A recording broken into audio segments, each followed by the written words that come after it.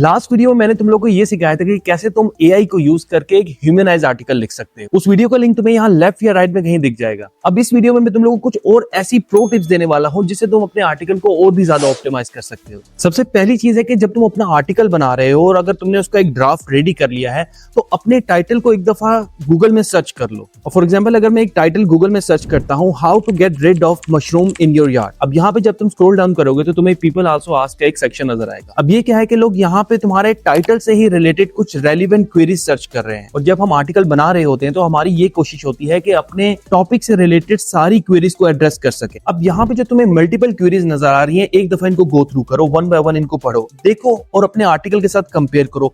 ऐसा हो सकता है कि तुमने कोई ऐसी इंफॉर्मेशन मिस कर दी हो जिसका आइडिया तुम्हें यहाँ से मिल जाए, तो तुमने उसी क्वेरी को उठा के अपने आर्टिकल में डालना है। उससे रेलिवेंट थोड़ी सी इंफॉर्मेशन सर्च करके इंफॉर्मेशन डाल दो, उसको एज अ सब हेडिंग डाल सकते हो। तुम पूरे क्वेश्चन को उठा के एज अ सब हेडिंग डाल सकते हो। तो इस तरह से करके तुम अपने आर्टिकल को और भी एक्सपैंड कर सकते हो। और लेट सपोज अगर ऐसी कोई क्वेरी नहीं है जो तुम अपने आर्टिकल में डाल सको, तो तुम इन सब क्वेरीज को उठा के एक एफएक्यू भी बना सकते हो। मतलब कोई ऐसी कीवर्ड या क्वेरी जिससे रिलेटेड गूगल के पास रेलिवेंट रिजल्ट ना हो, तो वो तुम्हारे एफएक्यू की बेस पे भी तुम्हारे आर्टिकल को रैंक कर सकता है। अब जो सेकंड चीज है वो है आपके आर्टिकल की रीडेबिलिटी। यार देखो, आज के टाइम में जो रीडर का अटेंशन टाइम स्पैन है वो बहुत ही कम हो चुका है। आपके पास हार्डली 5 से 6 सेकंड होते हैं जब कोई आपके पेज पे आता है कि आप उसकी अटेंशन को ग्रैब कर सको।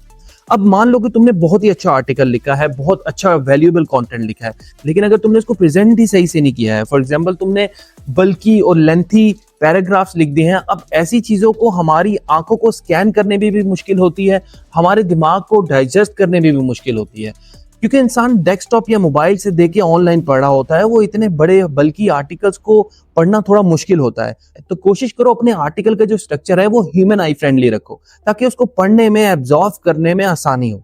अब मैं तुम्हें एक एग्जांपल दिखाता हूँ जिसपे तुम इस आर्टिकल को अगर देखो तो यहाँ पे इंफॉर्मेशन को कैसे ब्रेक करके लिखा गया है।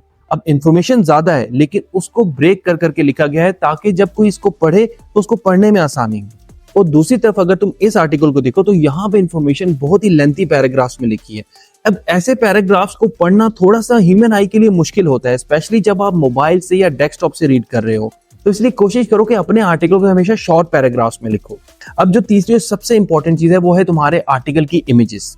देखिए, और बेस्ट प्रैक्टिस तो ये है कि हमें हमेशा ओरिजिनल पिक्चर्स यूज करनी चाहिए, स्टॉक इमेजेस को यूज नहीं करना चाहिए। लेकिन शायद as a new blogger, individual blogger, हमारे लिए ऐसा करना पॉसिबल नहीं होता। लेकिन इसका भी सोल्यूशन है, तुम एआई इमेजेस यूज कर सकते हो। यार अगर तुम लेनार्डो, मिड जर्नी, इडियोग्राम जैसी वेबसाइट्स पे जाओ और जरा थोड़ी देर स्क्रॉल करो और एआई इमेजेस को देखो, ये बहुत ही हाई क्वालिटी होती है, अपीलिंग होती है, अटेंशन ग्रैब करती है। अगर तुम ऐसे निच या टॉपिक पे काम कर रहे हो जहाँ पे स्कोप है, पॉसिबल है कि तुम एआई जनरेटेड इमेजेस भी यूज कर सकते हो, तो तुम एआई जनरेटेड इमेजेस का यूज करो। यार एआई इमेज जनरेट करने के लिए ऐसी बहुत सी वेबसाइट्स हैं जहाँ से तुम फ्री में एआई इमेज जनरेट कर सकते हो। फॉर एग्जाम्पल इडियोग्राम पे चले जाओ, यहाँ से तुम फ्री में एआई इमेजेस जनरेट कर सकते हो। और अगर तुम ये सोच रहे हो कि तुम इमेज जनरेट करने के लिए प्रॉम्प्ट कैसे दोगे, तो उसका भी हल है। तुमने करना क्या है कि तुम्हें जिस तरह की भी इमेज चाहिए, सबसे पहले तुम उसकी चाहे कॉपीराइट या स्टॉक इमेजेस उठा लो, गूगल से उठा लो, उस इमेज को डाउनलोड करके चले जाओ तुम कोपायलट पे।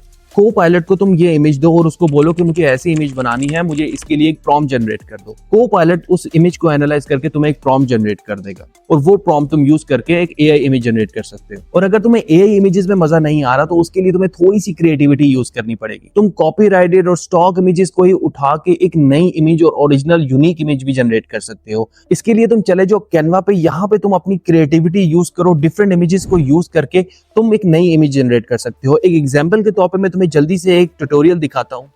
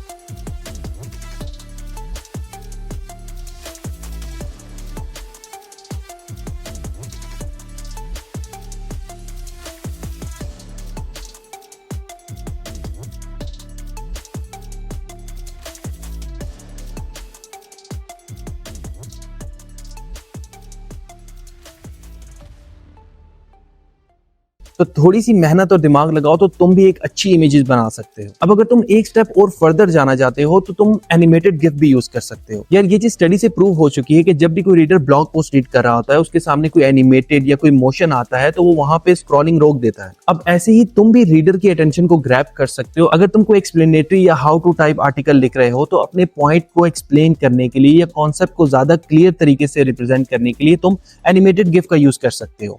अब ये एनिमेटेड गिफ कैसे बनेंगे, तो ये भी कैनवा से ही तुम बना सकते हो। अब इसके लिए भी मैंने एक छोटा सा ट्यूटोरियल बनाया है ताकि तुम समझ सको कि तुमने कैसे एनिमेटेड गिफ बनाना है।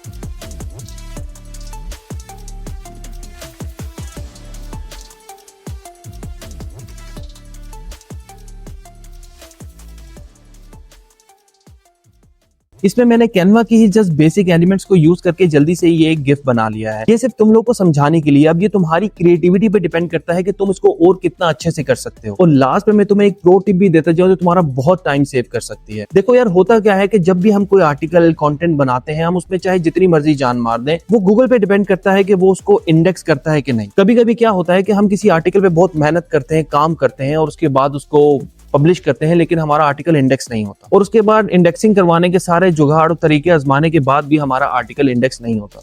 तो वो काफी हर्ट करता है कि हमने किसी आर्टिकल पे, कंटेंट पे इतनी मेहनत की और वो इंडेक्स नहीं हुआ। तो मैं तुम्हें ये टिप दूंगा कि जब भी तुम अपना आर्टिकल बनाओ तो उसमें इमेजेस और इस तरह की एनिमेटेड गिफ के ऊपर पहले ज्यादा काम मत करो। आर्टिकल बनाओ, उसमें एक बेसिक जो भी उसकी रिक्वायरमेंट है उस हिसाब से इमेजेस डाल दो और उसको पब्लिश कर दो। तो जब वो इंडेक्स हो जाए तो उसके बाद वो अपनी इमेजेस को चेंज कर सकते हो, ऑप्टिमाइज कर सकते हो। तो इससे ये होता है कि जो आर्टिकल इंडेक्स नहीं होते तो उस पर हमारी एक एक्स्ट्रा एफर्ट, मेहनत जो हम करते हैं इमेजेस के ऊपर स्पेशली, वो जो टाइम है वो सेव हो जाए। तो यार ये वो सारी चीजें हैं जो मैंने बहुत से सालों में और बहुत ही कॉस्टली मिस्टेक करके सीखी और तुम्हें विद इन मिनट्स ये सारी चीजें बता दी हैं। तो इसके लिए प्लीज वीडियो को लाइक जरूर करा करो, सब्सक्राइब करा करो और ऐसी ही इंफॉर्मेटिव वीडियोस देखनी है तो फॉलो करो।